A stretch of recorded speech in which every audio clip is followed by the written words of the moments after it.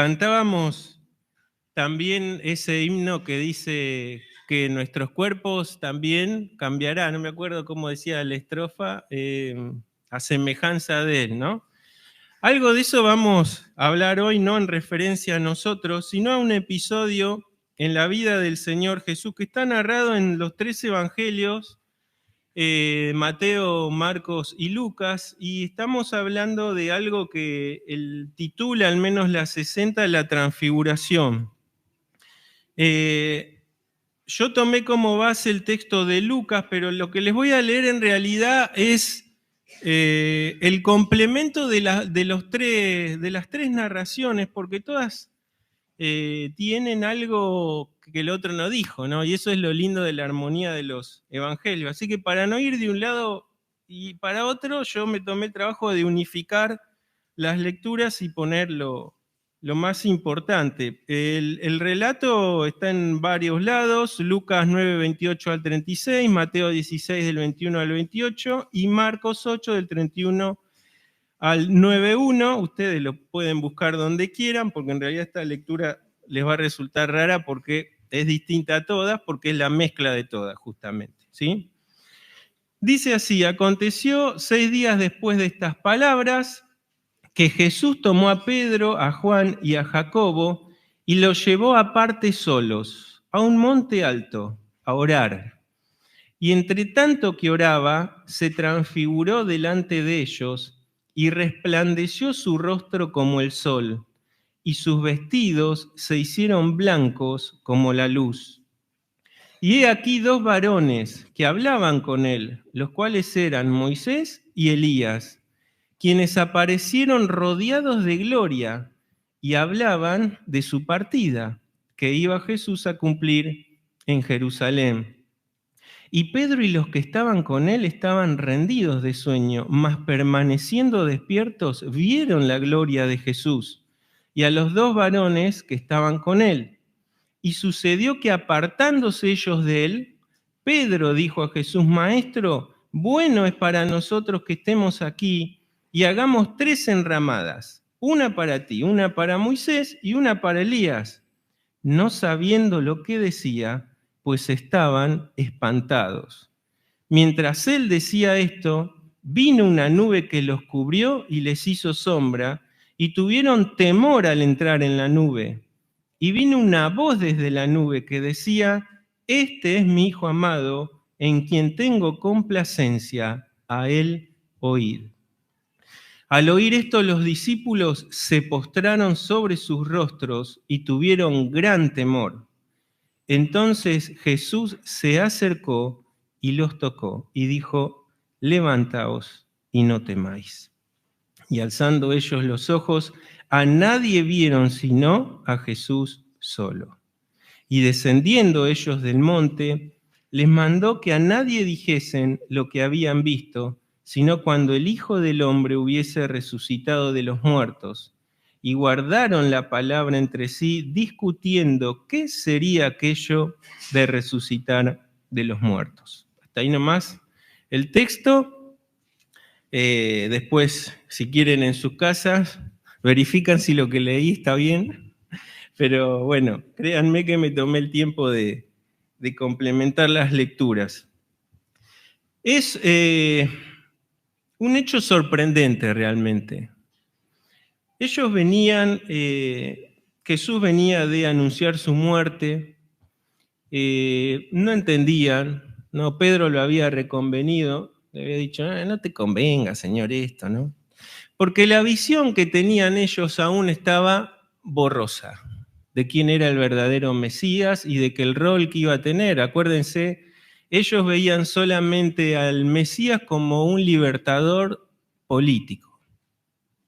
Sí, con bases espirituales, pero básicamente ellos querían ser libres del peso de Roma. Esa era su visión del Mesías, y era así cuadradita, excepto algunos que cambiaron, algunos religiosos. Dice la palabra que fariseos también creyeron en Jesús, y después de la resurrección muchos más también pasaron a las filas del cristianismo, pero la mayoría estaban cegados, y aún también sus discípulos. Por eso no entendieron muchas de las cosas que Jesús les dijo hasta que Él resucitó. Y aún así después tuvieron todavía que aprender por medio del Espíritu Santo. Y entonces Él en el 27 del capítulo 9 les dice en Lucas: pero os digo que en verdad que hay algunos de los que están aquí que no gustarán la muerte hasta que vean el reino de Dios. Y eso inmediatamente viene este episodio, ¿sí? No se está refiriendo a que iban a vivir hasta la instauración del reino futuro, ¿no? Sino que iban a gustar una parte, una pequeña demostración de lo que el reino iba a ser. Y entonces, no es poco común que Jesús se aísle a orar. El ejemplo supremo de la oración lo vemos en él. Aún siendo el Hijo de Dios, él, en su condición de hombre, ¿qué hacía? Oraba. Y oraba mucho, vaya si oraba, ¿no? Se apartaba a lugares solitarios y allí permanecía en relación con su Padre, en oración y en adoración. En esta ocasión él toma a 3 de los suyos. ¿Cuántos discípulos tenía Jesús? Muchos, no sabemos cuántos. En una ocasión manda a 70, ¿sí? A predicar.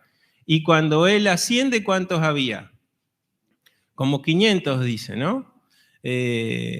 Pero dentro de todos los discípulos, hombres y mujeres, pues también había mujeres en sus filas, había 12 que eran los más íntimos, y dentro de esos 12, ¿quiénes había? 3. Pedro, Jacobo y Juan. Juan y Jacobo, sus hermanos, que en algún momento él los llama como, ¿se acuerdan? Boanerges, ¿no? Hijos del trueno. No porque eran mansos los muchachos, sino porque habían querido hacer descender fuego y destruir a todos los samaritanos ahí, ¿no? Y él dice: ustedes son como el trueno, ¿no? Sin embargo, Jesús toma estas 3 personalidades fuertes. No es que hacían complemento, que uno opacaba a otro. ¿Vieron que a veces en los matrimonios pasa eso? Uno es muy activo y el otro es más, y vos decís: bien, este matrimonio está como equilibrado, ¿viste? ¿No? Estos 3 eran 3 pólvora, ¿no? Sin embargo, el Señor Jesús quería trabajar con ellos, algo especial, y a ellos los llama aparte, como hizo en otras ocasiones también. ¿Se acuerdan cuando la resurrección de la hija de Jairo? Los llama a ellos 3 aparte y le dice lo mismo que le dijo acá: ustedes no digan nada, ¿sí? En este caso empiezo por lo último. Jesús, ¿por qué les dice que no digan nada? Porque si ellos comentaban lo que habían visto, mucho más expectativa de un Mesías político iban a generar en el pueblo. Cuando Jesús alimenta a los más de 5.000, se tiene que apartar porque lo querían proclamar rey, ahí nomás, ¿no? Y Jesús no vino a instaurar un reino terrenal, lo va a hacer en un momento, sí, creemos en eso, ¿no? Pero él iba a instaurar un reino espiritual. Hoy somos parte de ese reino espiritual. Lo cierto es que los toma aparte y se los lleva a un monte. No era un monte cualquiera, ya los montes son bajitos, no es como acá, que cuando uno va al norte, ¿no? Esos tremendos cerros. Pero se lo lleva, dice, un monte alto orar. No se sabe bien, pero se cree que es el Monte Hermón. El Monte Hermón estaba a más o menos 25 kilómetros de Cesarea de Filipo y tenía 2.800 metros, o tiene, de altitud sobre el Mediterráneo. No significa que Jesús lo hizo escalar 2.800 metros, pero en alguna de esas laderas de ese monte, sin duda, estuvieron ellos ahí en soledad. Ahora, claro, el Señor oraba y nosotros cuando oramos a veces a la noche que cabeceamos, ¿no? Y terminamos durmiendo, ¿no? Y bueno, lo mismo le estaba pasando a sus discípulos ahí. ¿Se acuerdan? En algún momento Él los toma aparte a estos 3 también en el Getsemaní, que les dice: velen conmigo en oración porque mi alma está muy triste hasta sentirse morir. Fíjense cómo estos 3 vivieron tantas cosas íntimas y personales con el Señor, que han quedado prendidas en sus corazones para el resto de sus ministerios. Pero en este caso Él les tenía que mostrar algo distinto. Ahora, es interesante también porque dice: entre tanto que oraba, se transfiguró. ¿Saben qué grandes cosas pasan cuando nos acercamos al Señor en intimidad y en oración? Siempre digo yo que estoy en deuda con ese tema, porque leo más de lo que oro, cuando tendría que ser quizá al revés, ¿no? Cuán importante es la oración en intimidad. El mismo Señor Jesús dice, entra a tu recámara, ¿no? Allí en secreto, cierra la puerta. Todo lo contrario a lo que hacían los fariseos, que se ponían en las esquinas y que se ponían así, ¿no? Para llamar la atención, ¿no? Oh, y se ponían las vestimentas y todo lo que tenían. Y el Señor cambia esa actitud hipócrita que ellos tenían. Dice, no, no, vos en tu recámara, en intimidad. Y el Señor en público te va a bendecir. Y me acordaba también de cuántas cosas importantes pasaron en momentos de oración. Por ejemplo, Cornelio, ¿se acuerdan? Cornelio el centurión estaba orando, era un hombre que ya no era politeísta romano, sino que había abrazado la fe del judaísmo y él oraba a Dios. Y en el momento de oración, ¿qué pasó? Se presenta el ángel y le dice que tiene que ir a buscar a un tal Pedro para que venga, ¿no? ¿Se acuerdan o no se acuerdan? Me miran raro. Pedro, ¿qué le pasa a Pedro? Más o menos en ese tiempo, está orando en los momentos que oraban los judíos. ¿Y qué se le viene? Una visión con un paño grande con muchos animales impuros y 3 veces la voz que le dice, mata y come, ¿no? Le estaban mostrando que no había nada impuro ahora en el reino de Dios a los ojos de Dios. ¿Y qué hace Pedro después? Dice, mientras está tratando de ver qué significaba la visión, llegan los emisarios de Cornelio y sin dudarlo va a la casa de Cornelio y se genera gran bendición. Algunos teólogos dicen que ese en realidad es el inicio de la iglesia, no Pentecostés, porque en Pentecostés estuvieron todos judíos.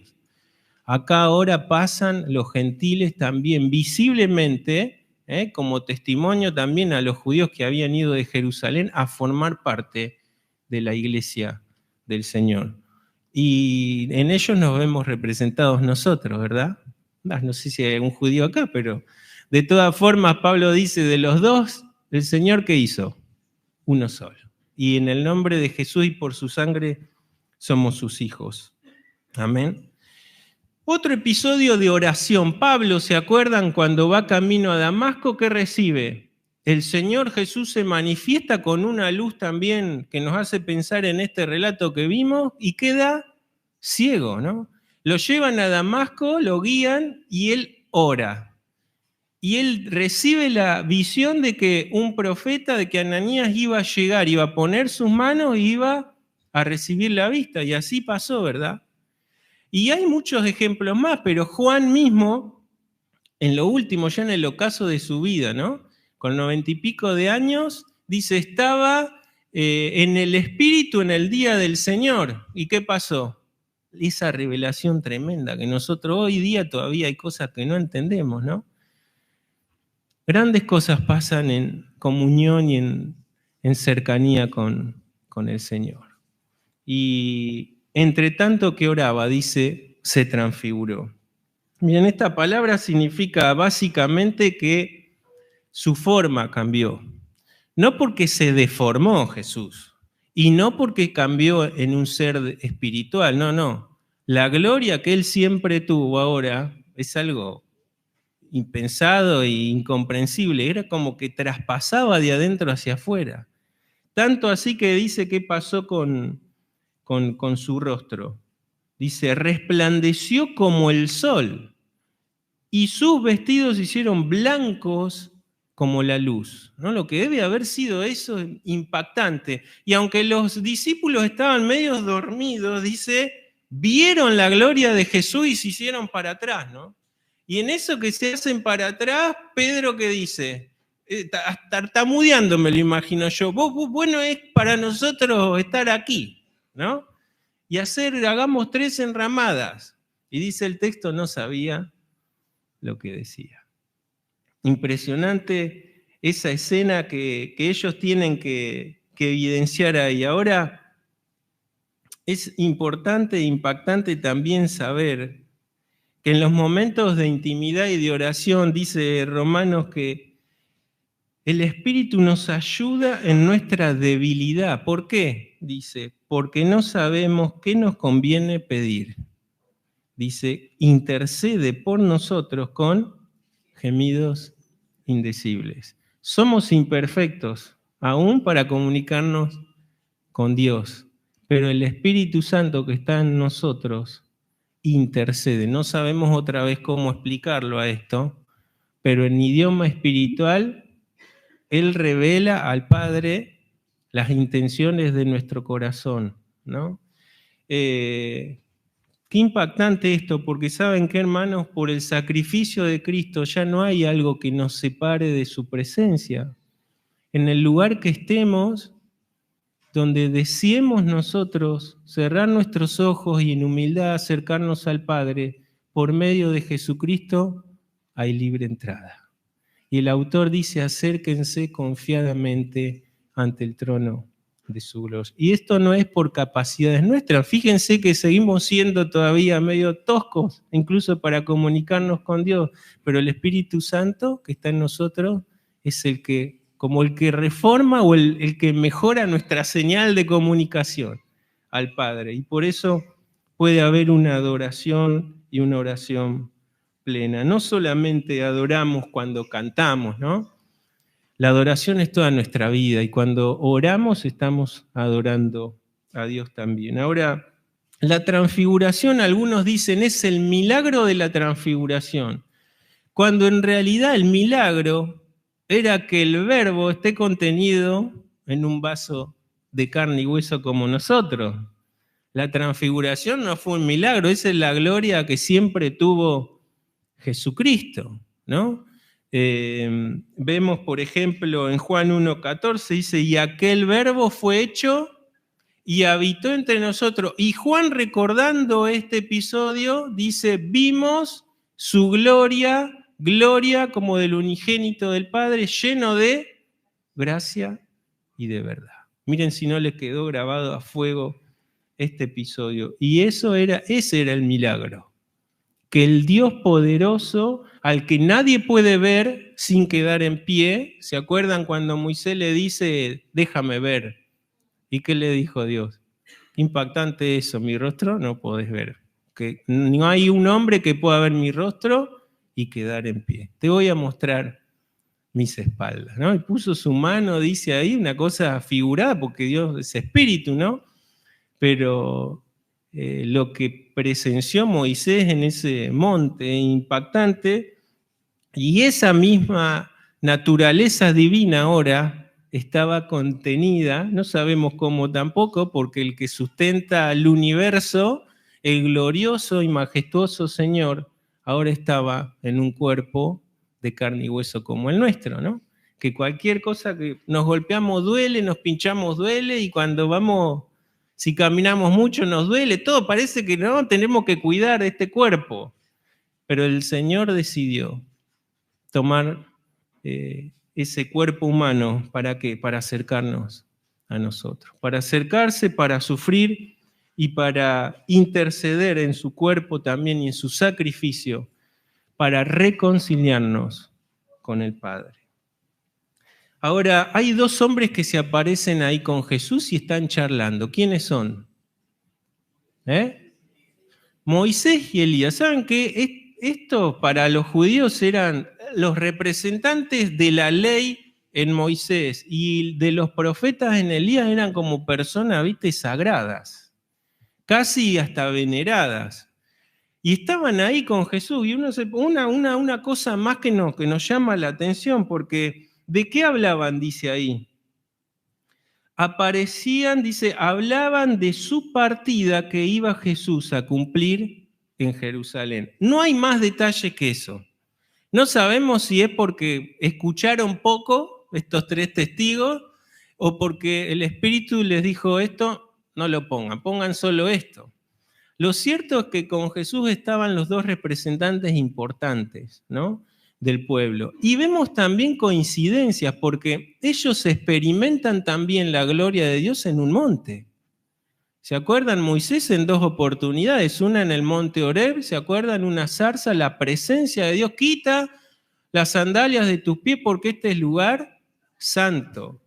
Cuando sube a ese monte que humeaba, ¿qué dicen los israelitas? Habla vos, Moisés, porque nosotros estamos así.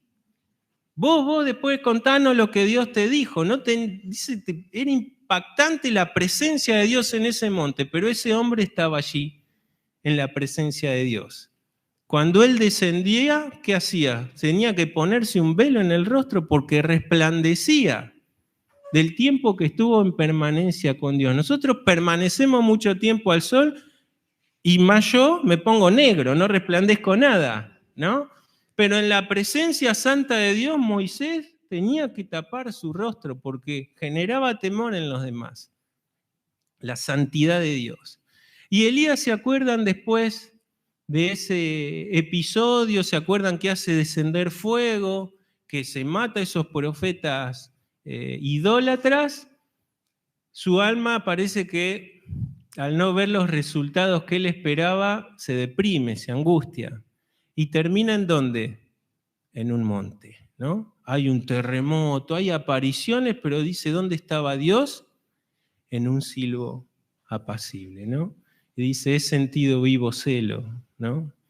Y tiene Dios una misión más para Elías en ese monte. Habían experimentado la gloria de Dios en un monte.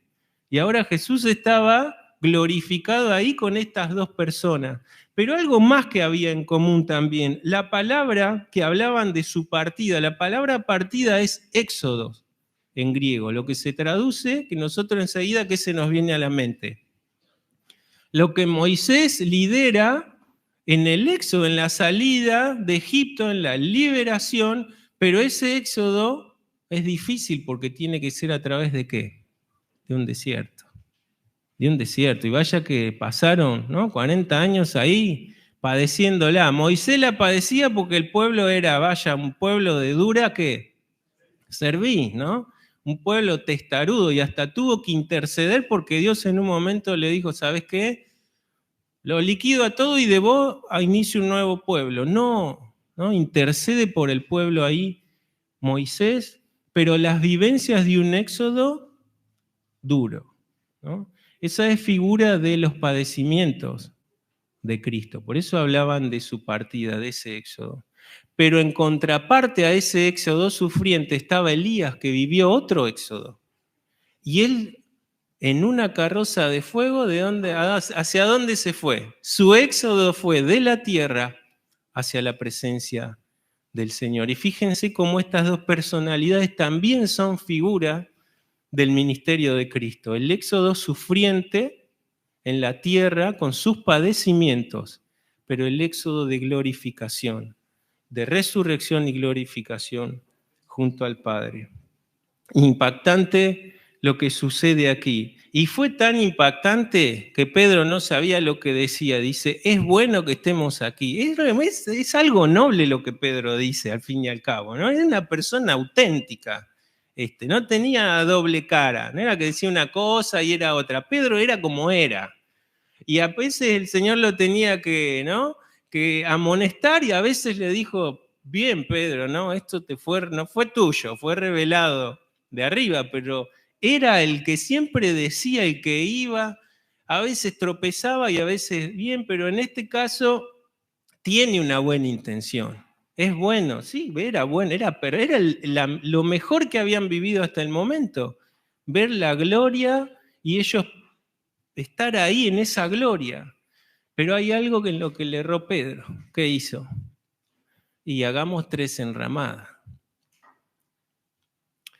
No se puede nivelar a Jesús con nadie, ¿no? Hoy, hermanos, es bueno que estemos aquí. ¿Qué les parece? Es bueno. Pero si hay otro pensamiento u otra cosa en tu cabeza que iguala o supera a lo que vos venís a hacer acá hoy, que es recordar a Cristo, estás como Pedro.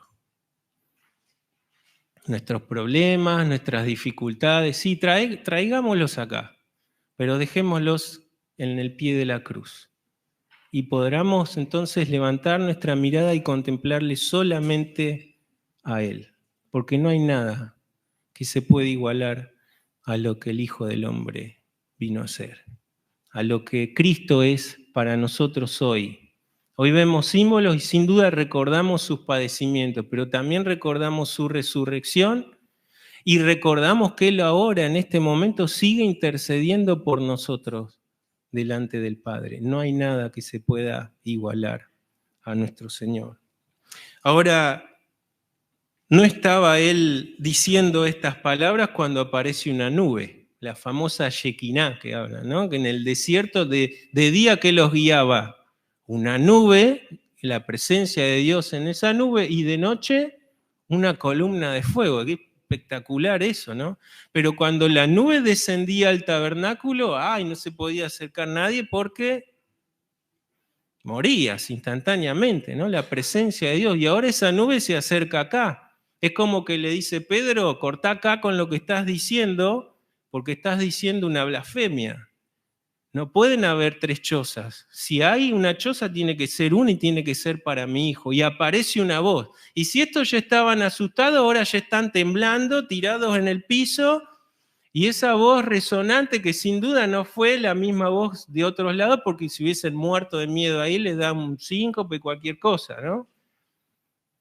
Y dice, este es mi hijo amado, en quien tengo complacencia, y es la misma voz y la misma frase que aparece en el inicio de su ministerio, ¿se acuerdan? En su bautismo, y agrega, a él oíd. A él oíd. Es lo que tristemente vemos también hoy en nuestra era. Se oyen muchas voces, ¿no? Se oye de todo. Y más que en las redes, a mí que a veces me gusta ver opiniones de cuestiones bíblicas incluso. ¿Cuántas voces se escuchan, no? Y la voz del Padre es la voz que nosotros siempre tenemos que oír, la voz de Cristo. Al único que tenemos que oír es a Jesús. A veces se idolatran muchas cosas, ¿no? Y no vamos a entrar a enlistar todo lo que se idolatra, pues no terminaríamos. Pero el resumen de esto, deja todo eso de lado y míralo a Él. Hoy estamos aquí, esta es la reunión por excelencia, no solo de recordación, de predicación del Evangelio. En el mensaje este está la prédica más eficiente del Evangelio, cuando alguien le escucha. Estamos diciendo la obra de Cristo hecha por mí.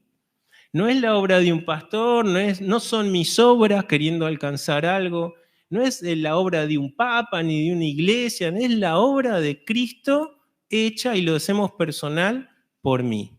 Y por eso hoy tenemos que una vez más recordar que a Él solamente le tenemos que oír. Y entonces, terminando ya esta historia, quedan tan temblando y tan con miedo ahí, casi al colapso de su cuerpo, cuando se aparta esa nube y esa voz, y hay una mano cálida, ¿no? Que les dice, tranquilos, no tengan miedo, ¿no? La voz del maestro. Juan había experimentado esto también en el Apocalipsis. Dice, él relata algo similar, dice, su rostro era radiante, como el sol en todo su esplendor. Cuando lo vi, ¿qué pasó? Caí a sus pies como muerto.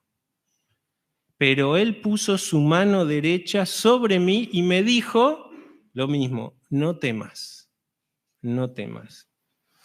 ¿Cuántos son los temores que puede haber en nuestra vida y las ansiedades, ¿no? Que pasan? Vaya si pasamos por valles de sombra, ¿no? Salud, pérdida de trabajo, pérdida de familiares, situaciones con nuestros hijos, ¿no? Que nos dan temor realmente, porque la ansiedad al fin y al cabo es la suma de temores. Y queremos llevar nosotros esas cargas, ¿no? Queremos ponerlas acá y sí, a veces levantamos nuestra voz al cielo, pero la seguimos llevando con nosotros. Y ¿saben qué? Jesús está dispuesto a poner esa mano sobre vos y sobre mí. Lo hace y lo seguirá haciendo. Y esa voz suave, dulce y tierna que dice, no temas, ¿no? Como le dijo a sus discípulos, ¿saben qué? Van a tener aflicciones, pero confíen porque yo vencí el mundo. Y Pablo dice eso, yo puedo ser más que vencedor solamente que por medio de aquel que me amó. Por eso dice, todo lo puedo en ¿quién? En Cristo que me fortalece. Si no es por Él, no puedo hacer nada. Y esta es su mano cariñosa que esta lectura nos recuerda una vez más que no quedó allí en ese monte, que sigue estando hoy, hermanos, con cada uno de nosotros. Dice, a nadie vieron, sino a Jesús solo. Y el autor de Hebreos dice un texto muy conocido, ¿no? Puestos los ojos en ¿quién? ¿Por qué? Porque es el autor y el consumador de la fe. Dice, el cual por el gozo puesto delante de él, sufrió la cruz, menospreciando el oprobio, y hoy ¿dónde está? Se sentó a la diestra del trono de Dios. Que en nuestra vida siempre, siempre, nuestros ojos sean puestos en Jesús, en aquel que redimió nuestras almas. Pero es aquel, como hoy cantábamos también, cuando cerremos nuestros ojos en este plano, ¿dónde los abrimos? Con Él, en la presencia de Él, por una eternidad. Que Dios bendiga su palabra.